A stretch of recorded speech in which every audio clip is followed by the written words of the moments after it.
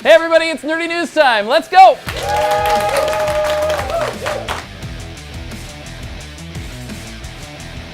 Welcome to the Nerdy News. I am Matt Barnes, and here's what's happening in the Nerdyverse.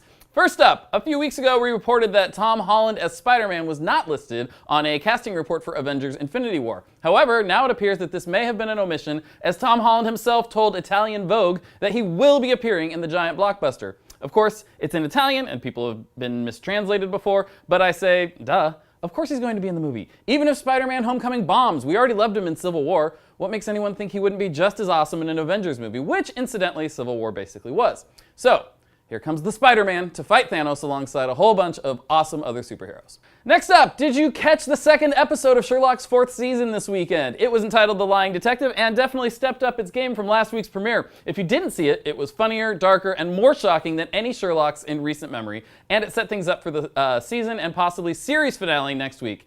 That get me very excited. And on that note, I am definitely of the belief that all of this could be the end talk from the producers and actors is a bunch of crap, and they'll definitely be back for more. Star Benedict Cumberbatch has said on multiple occasions that he'd love to continue doing this indefinitely and watch Sherlock and Watson get old together. So while his schedule is getting increasingly crazy, thank you Dr. Strange, and we might not see Sherlock as regularly as we'd like, as long as the game is on, he'll be back.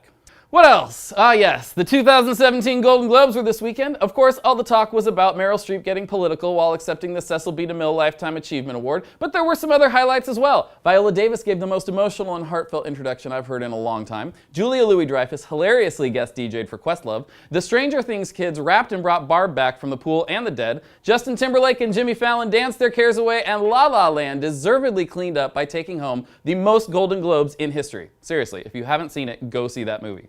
But the best moment of the night was Steve Carell and Kristen Wiig trying to out-sob story one another while introducing the Best Animated Feature category. It was perfectly awkward and hilarious. I've watched it every time I needed a good laugh this week. We'll post a link at the end of this video. And in other things I care about, but you might not, the iPhone turned 10 years old this week.